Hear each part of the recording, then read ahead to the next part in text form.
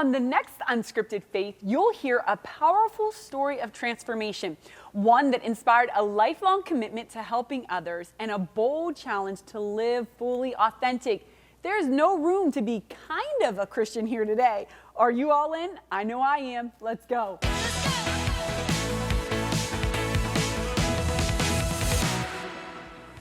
Welcome to Unscripted Faith. I am so honored you chose to join me today. As always, we have a show that is packed with a punch and wonderful guests.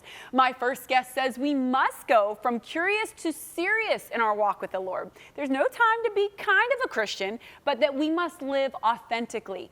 Pastor Ross, welcome to Unscripted Faith. Thank you, Angela. So excited to be here. So honored to have you here. I love that you say, hey, we can't be kind of Christian. We got to be all the way in. Was there a moment in your life that you were kind of a Christian? Absolutely. I grew up in the church. My parents were Christian, and we had a wonderful upbringing in the church. However, the church I grew up in was pretty spiritually dead. And I didn't really understand what was going on, how it worked, what this Christian life was supposed to be like, what it meant to have a real relationship with Jesus.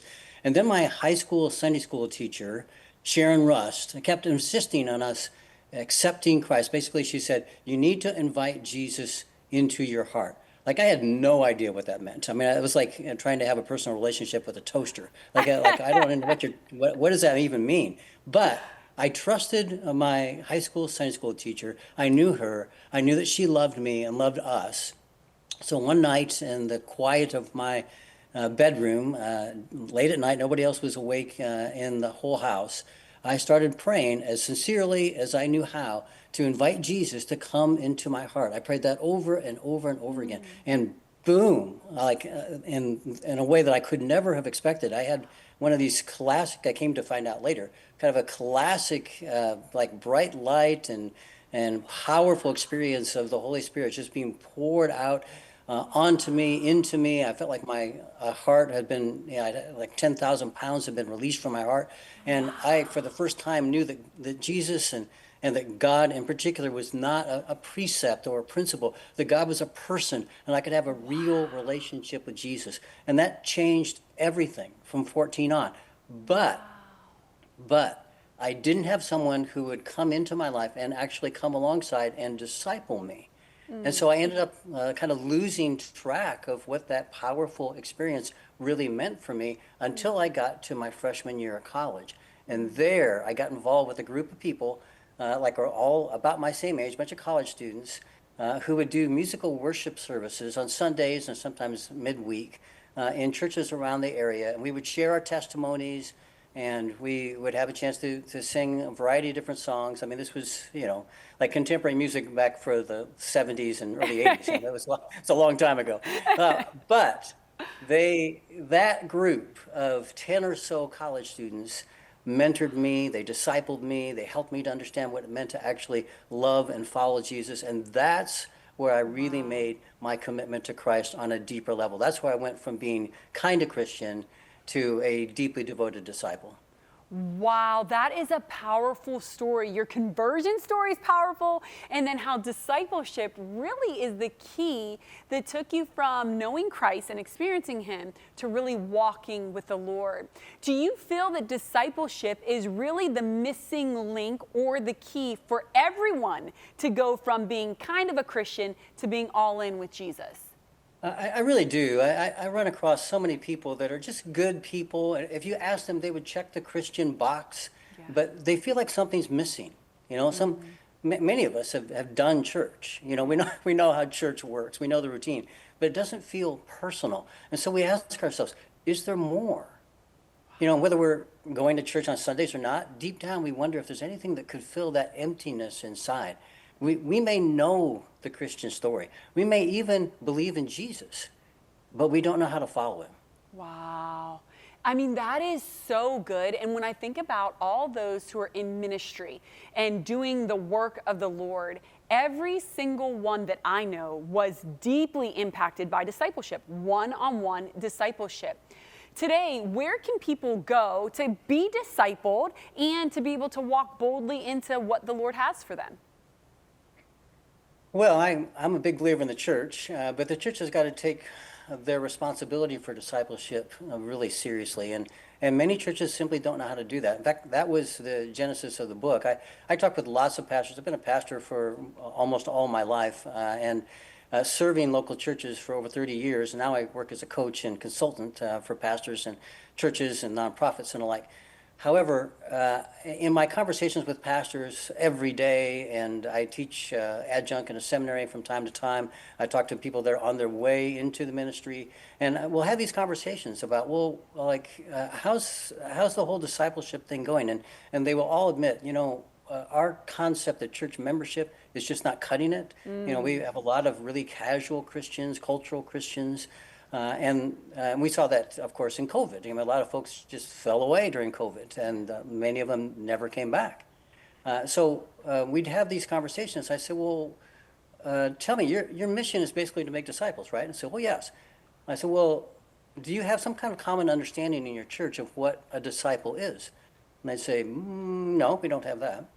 I said, well, do you have a pathway to make a disciple? It's like, well, we have a membership class. I'm like, no, that's not it. So I'd say to them, so you're saying to me, you don't know what a disciple looks like and you don't know how to make one. How's your mission going? Wow. That's what the book is about. Like, I wanted to help. I kept having people, I had that conversation so many times, like countless times with pastors. And I finally realized God was tapping me on the shoulder and saying, you need to write something about this. Wow. I love that you made that distinguisher, because so many churches, like you said, the priority is membership. They're looking to make members of their little c church and not looking to make disciples of the capital C Christ. And I think that's a big distinguisher, and that I'm so glad that you are helping pastors and people to recognize the need for it. In this day and hour, you talk about living authentically. What does that look like within the context of being a disciple? Yeah, that's a great question. And that's really what I spent a lot of time working on in the book. There are a number of things that we worked out in the last church that I served because we had the same problem. We kept having people showing up, and they'd hear us talk about our mission statement to make disciples of Jesus Christ for the transformation of the world. And time after time, newcomers would show up and they'd say, hey, love that whole transformation of the world thing, but what's a disciple? And we were like, well, everybody knows what a disciple is, right? It's a little of this, it's a little of that. We know one when we see one. And that wasn't very satisfying. And actually, this happened so many times, Angela, it got embarrassing for us. I finally turned to the other pastors. I said, look, we have to have a better answer than this. This is ridiculous. So I said, let's get our heads together and come up with something. It'll take us 3 weeks. 8 months later, we actually had something that we could bring back to our leaders and say, hey, we think this is what it means to be a deeply devoted disciple in our context. And they vetted it, and we went through a process, and then we officially established that as what it meant to look like, what it meant to be a disciple in our church and for our context. And then that included a preaching series and a teaching series, and it helped us to establish that as our discipleship process in the church. So we finally had a way to define what one looked like and how you could make one. And that involves 6 G's. And so that's the core of the book. Glory, grace, growth, group, giftedness, and generosity.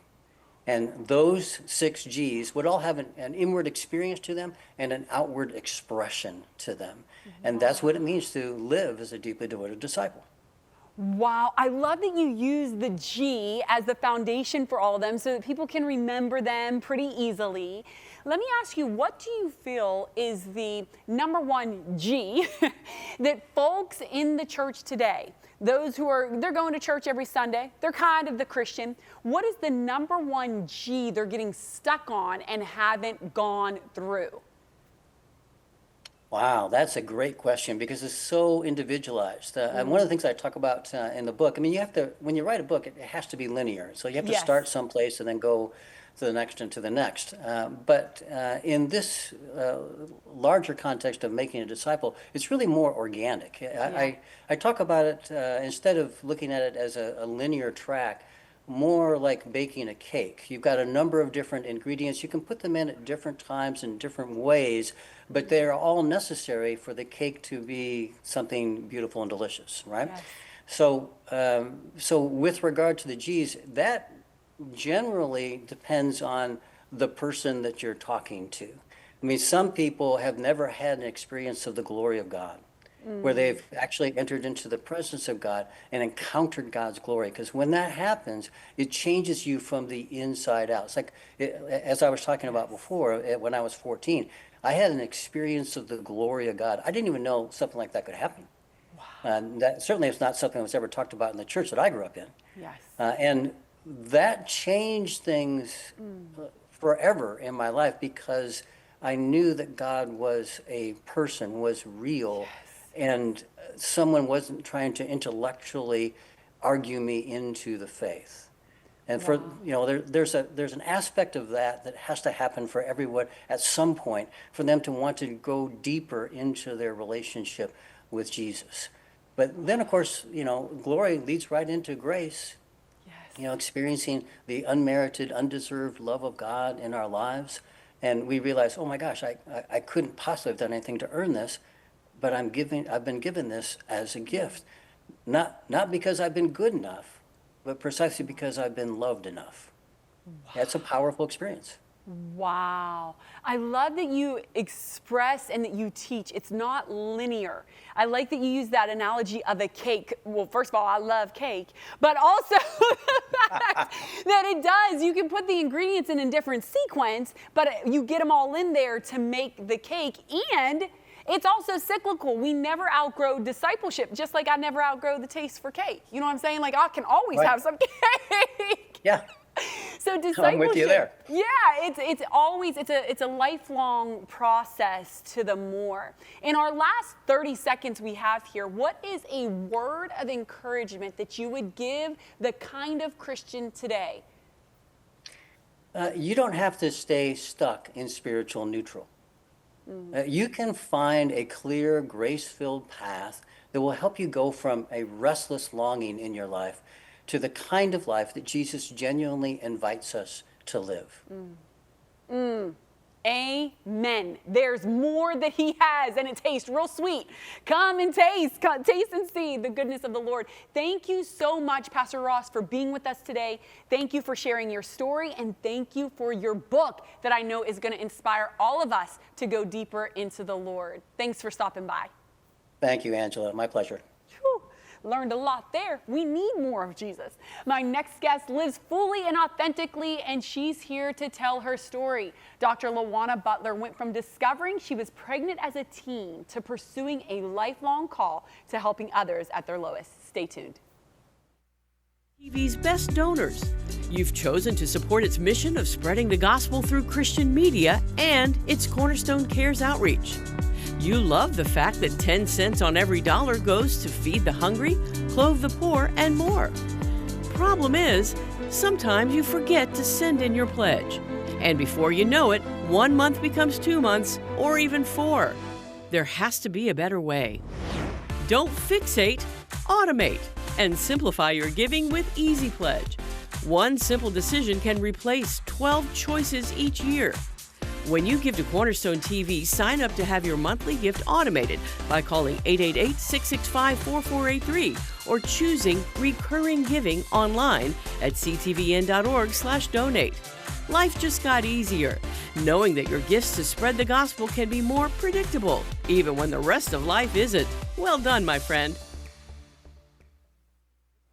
The Reverend Dr. Lawana Butler has a lot of titles and degrees to her name, but as a scared teenager in an abusive relationship, she never thought she would be where she is today. Dr. Lawana, welcome to Unscripted Faith. Hello. Thank you for having me. We are honored to have you. Listen, girl, you got to take me through your story, because you are doing some beautiful things now, but as a teenage girl, you found yourself scared and in quite a predicament. Take me back to that young teenage girl. So in high school, I met a young man who was much older than me, of course, 6 years older than me, and got into a relationship. And I, was headed. My goal was to head to college to become an engineer. But instead, I found myself pregnant and a young mother at the age of 19. And my husband at the time had 2 other children who were like 3 and 4. So I got married to him, of course, at 19. And so I had 3 kids at 19, helping to take care of 3 kids. So you had just graduated high school, correct? I had just graduated high school. When you found out you were pregnant? Yes. Probably I graduated in June. I found out I was pregnant like in August. Oh my or September. word. Yes. So you were planning to go to college, like you said, to be an engineer. And at that point, you kind of had to say, hey, time out. I can't do that because now I'm pregnant. Yes. So what did you do as this young girl? What did you decide to do? You got married? Yes. My parents wanted me to get married. They were old school. You know, Yeah. I come from the old school. If you get pregnant, you need to be married to, whoever the father of your baby is. So I Yes. got married, moved in with his family, Okay. and knew he became abusive. He was very violent. So it was a very abusive relationship. I've been stabbed. I've been beat pretty bad. I've been in the hospital many times with concussions. So, Wait a minute. I'm sorry. You were stabbed and put in the hospital several times. How on earth did you get through that, and what did your parents do? well, my parents didn't know because he kept me isolated. So I didn't, and my parents were very upset with me because I had gotten pregnant. I didn't go to college, so I didn't have a good relationship with my parents at that time because he kept me isolated. So I didn't really reach out or talk to them. So they didn't really have an idea of what was going on. Wow. So I kind of kept it to myself and tried to find ways to figure out how to manage through life. So that's kind of where my schooling started Okay. because that was my safe place. I started going to school. So I've been to school for quite a lot of things other than what my title says, because that's where I would go to just kind of feel like I was safe. Yes. So I would take a class after class, have to borrow books, have to, because Oh my goodness. I was pretty much living in a home where it was very volatile. I was the only one with income, so I would work 2 full time and go to school and take care of the kids.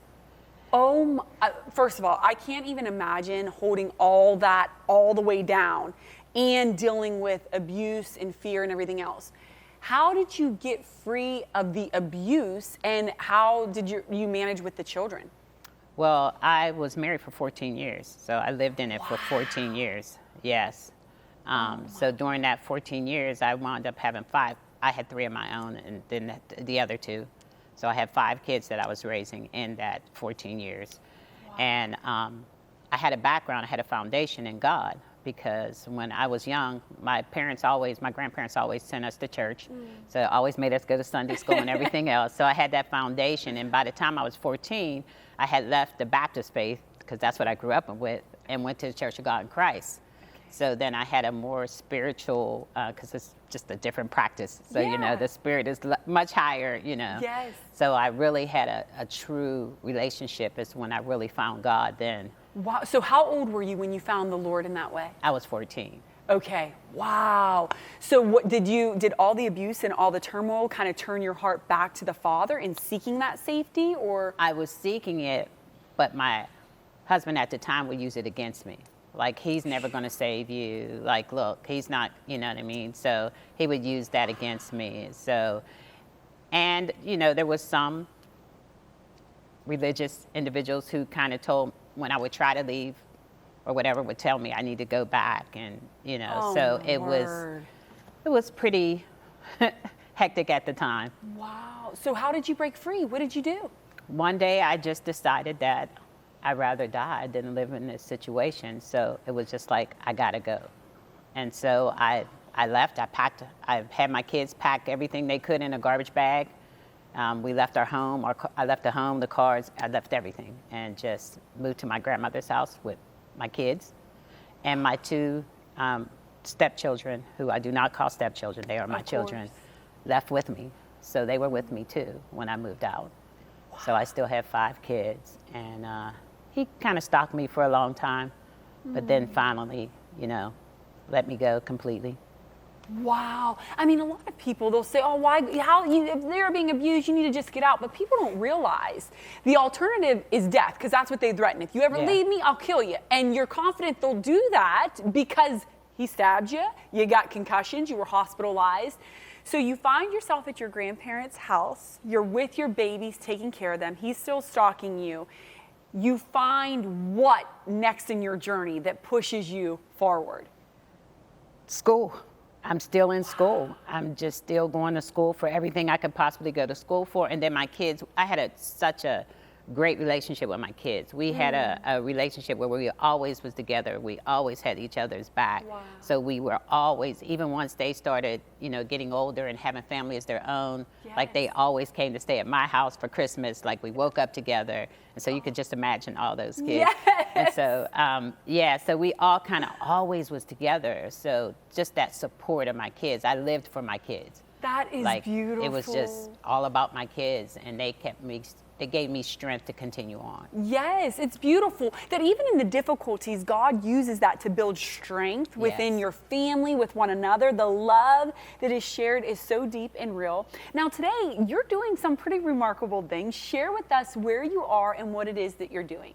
So now I'm the CEO of Foundation of Hope, where we work with those who've been impacted by the criminal justice system, youth and adults. So we help them, we do intervention and prevention, we do case management, we help adults who have come out get housing, employment, and things like that. We actually work inside the jail, where we have programs in the jail. We have our own pod. A pod is a housing unit for the inmates. So we house 76 men on one pod, and we house 43 women on another pod.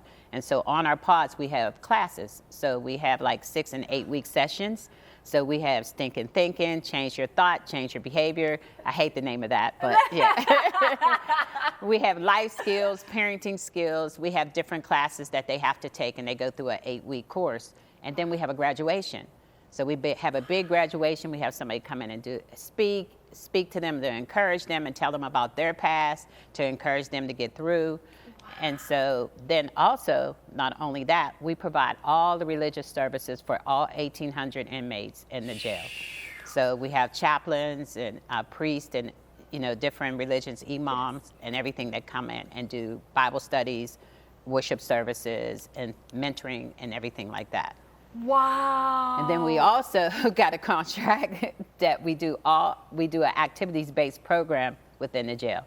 So we provide activities for all the inmates in the jail. So I have an activities director who is great, and his team is great, who actually goes in and provides activities, yoga, reading books, dance lessons, all types of things that they go and do that, yes. And is it the hope with those activities that it will kind of draw them into the other formative things that you guys are doing with the teaching and all of that? Or is it just there to kind of inspire, or what? It's there to inspire them to have something that they can look forward to on the outside. So our goal is to introduce them to an activity, and then when they get outside, have something for them to connect it to, that they continue that activity that would keep them occupied from going back into their other behaviors. Wow, that is beautiful. It's all aimed to have success once they're released from this place. I love too that you are doing exactly what brought you safety, that the education piece that you found so much safety in the difficulty, you are helping to bring education to those who are incarcerated, to bring them a sense of safety when they get released. Yes. It's powerful. It is powerful. What would you say, is there a story that you could share with us of the impact that this program with Foundation of Hope has left or made?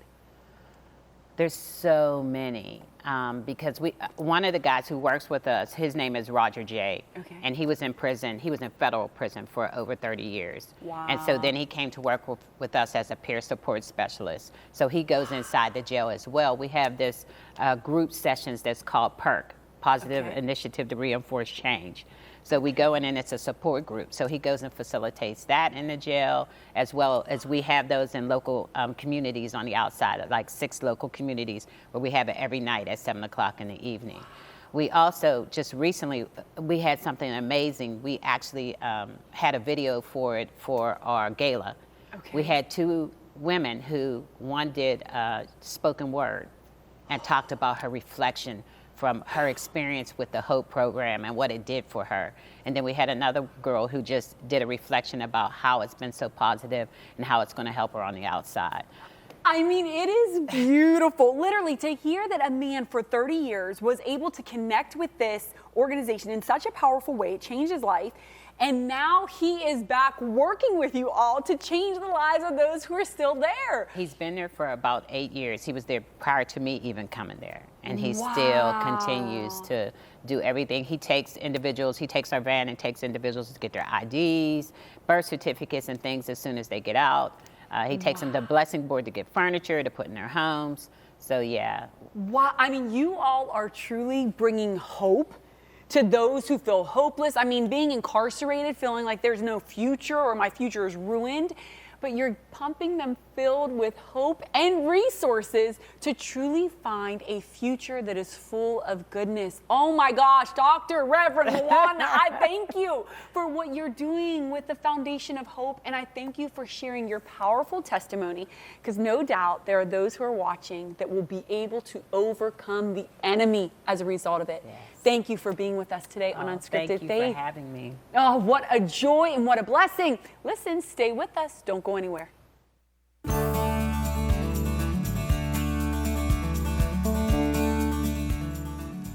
When we're moving forward into a new season, there's a lot of transition, change, and oftentimes uncertainty. It often requires new levels of trust along with resilience and faith for our new chapters and new beginnings. I want to share something the Holy Spirit spoke to me one morning in the scripture in a still, small voice.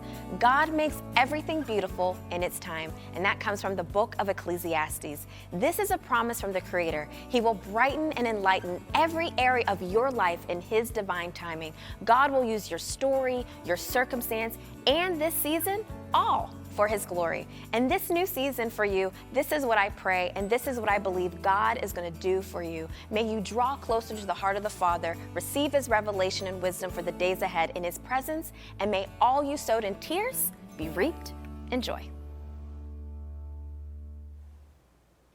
We have had 2 powerful conversations from hearing Reverend Dr. Lawana's testimony and how she found safety in education to now bringing education to those who find themselves different captives. And Roger's story of discipleship, the impact he is making on those who are kind of Christians. My question to you and to myself is, do you feel like you're kind of a Christian today? Do you feel like, man, this walk with the Lord is kind of boring right now? Get discipled. Find a new way to be poured into one-on-one or in a group setting. And share your story there. By the blood of the Lamb and the word of the testimony, we are made overcomers. Today, your testimony might hold the key for another's life. Share it. Cornerstone Television wishes to thank all our faithful viewers whose consistent prayers and financial support have made this program possible.